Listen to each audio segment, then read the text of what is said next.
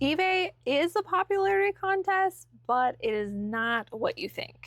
I've seen a lot of comments circulating on not only my channel, but all over YouTube and in just the reseller community on Facebook and Instagram. And the consensus is that eBay likes some sellers, but they don't like some other sellers.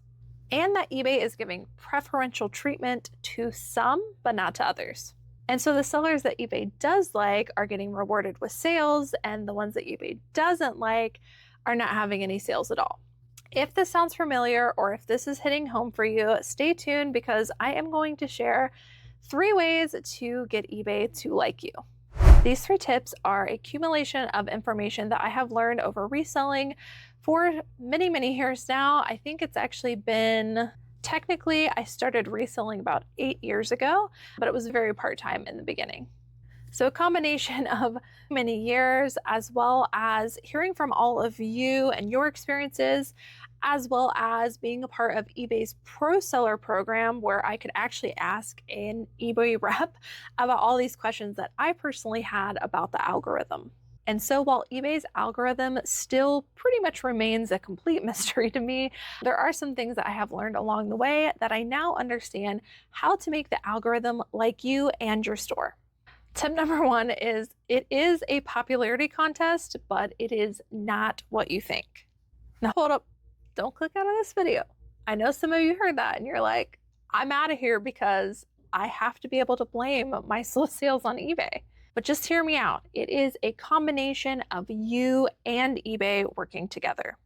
And so it is not how popular eBay thinks you are, it is how popular your customers think you and your listings are. I'll explain.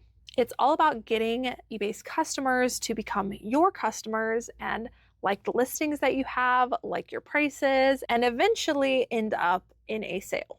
In order for eBay to find you favorable in their algorithm, they need to understand that you have desirable listings and people actually want to shop with you. And so what can happen is if we are listing a bunch of things that are low sell-through rate, they just aren't desirable for whatever reason, or maybe they are desirable, but the price is just not right for your buyer. What can happen is your buyers can search for an item, and let's say that yours shows up in their search. Depending on whether that buyer sees your listing, whether that buyer clicks into your listing, and then whether that buyer actually goes through with purchasing your item, all 3 of those things impact your performance on eBay. That's actually where a lot of those numbers from your performance tab actually come from.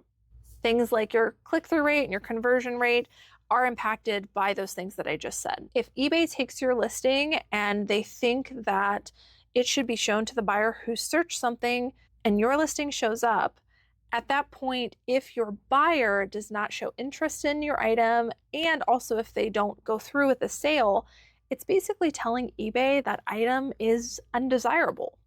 And in eBay's computer brain, which is all it is, it's not a person, it is an algorithm, it is based on data, it does not have feelings.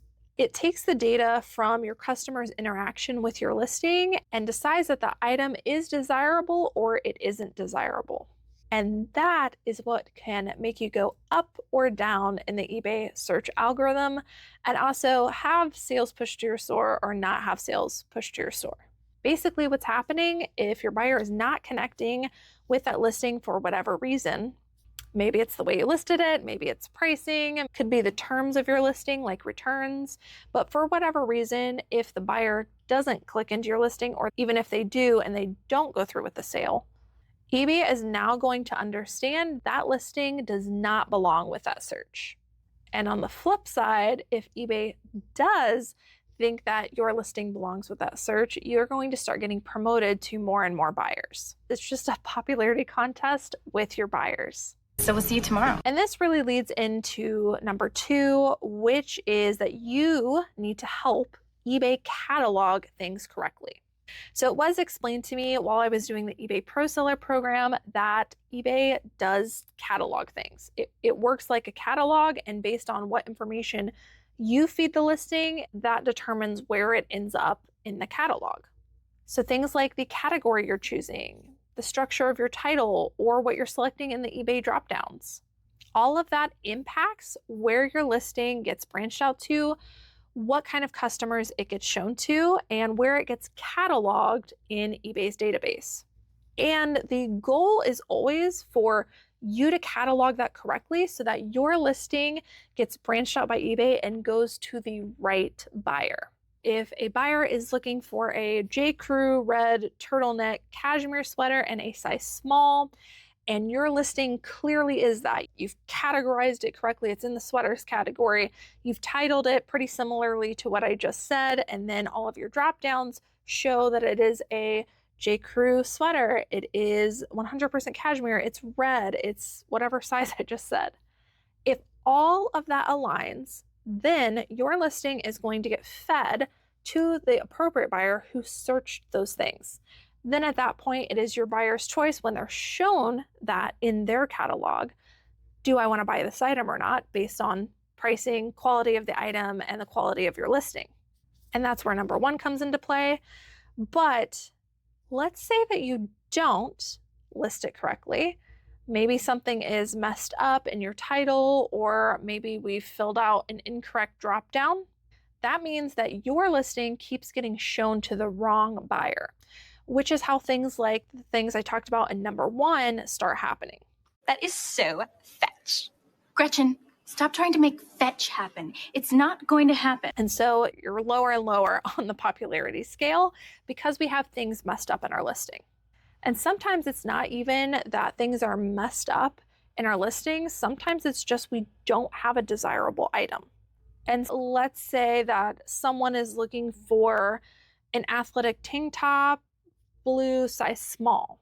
Your buyer is going to get shown pretty much every listing that was correctly cataloged for that search. But if your buyer has the option between a lesser known brand in that search and a Lululemon one in that search, and they're both about the same price, your buyer will go with the Lululemon one because it's just more popular and it's more in demand. And so you can see how number one and number two really correlate together.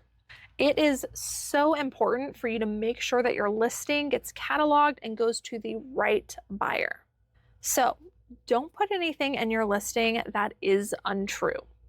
Because although it might seem like by using some keywords you might be upselling the item, chances are you're probably hindering yourself in search and your listing is going to the wrong buyer, which again leads back to number one, where the algorithm is seeing that buyers are maybe seeing your listing in the search, or they're possibly even clicking into it, but it's not resulting in a sale and they keep going past your item. I really feel like I did all that work for nothing. And your listing keeps going further and further down in desirability in their search algorithm.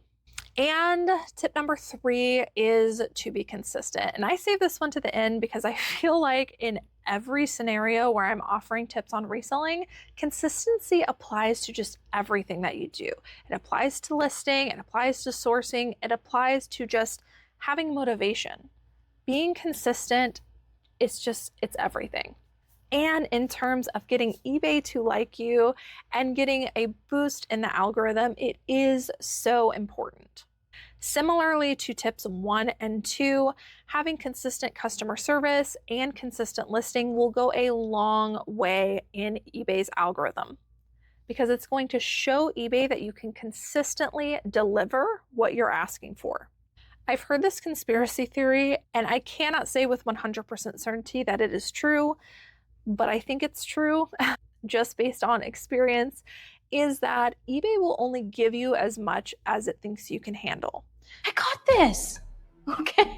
So if you normally ship out about 25 to 30 items a day, it's not likely to give you a 50 item sales day. And if it does, and you handle that appropriately, it now knows that it can give you up to 50 sales a day. Again, this is just a theory that I think there's some value to, but it is just that, a theory. If you start significantly increasing your listings, it will slowly start showing everything to your buyers and providing you with more sales. If you've got desirable listings and they're going to the right buyer. You can't just list anything and expect that's going to happen. But I do think that eBay has limits, and they really do track our customer service, our responsiveness, and how much we are listing to just know that we can actually handle the volume that they may or may not provide us with. And that's why I think that they have things like selling limits. It all makes sense in my head.